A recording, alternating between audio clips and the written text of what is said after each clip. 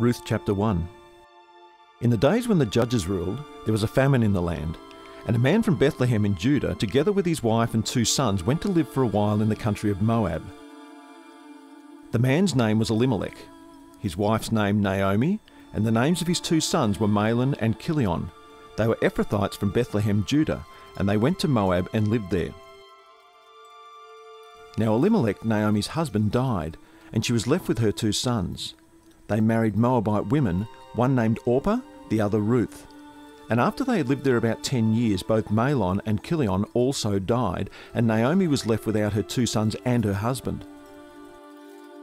When she heard in Moab that the Lord had come to the aid of his people by providing food for them, Naomi and her daughters-in-law prepared to return home from there. With her 2 daughters-in-law, she left the place where she had been living and set out on the road that would take them back to the land of Judah. Then Naomi said to her 2 daughters-in-law, "Go back, each of you, to your mother's home. May the Lord show kindness to you as you have shown to your dead and to me. May the Lord grant that each of you will find rest in the home of another husband." Then she kissed them, and they wept aloud and said to her, "We will go back with you to your people." But Naomi said, "Return home, my daughters. Why would you come with me? Am I going to have more sons who could become your husbands? Return home, my daughters. I'm too old to have another husband. Even if I thought there was still hope for me, even if I had a husband tonight and then gave birth to sons, would you wait until they grew up? Would you remain unmarried for them? No, my daughters, it is more bitter for me than for you, because the Lord's hand has gone out against me." At this they wept again. Then Orpah kissed her mother-in-law goodbye, but Ruth clung to her. "Look," said Naomi, "your sister-in-law is going back to her people and her gods. Go back with her."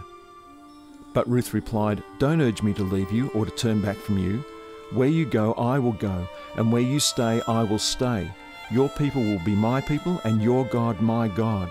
Where you die, I will die, and there I will be buried. May the Lord deal with me, be it ever so severely, if anything but death separates you and me."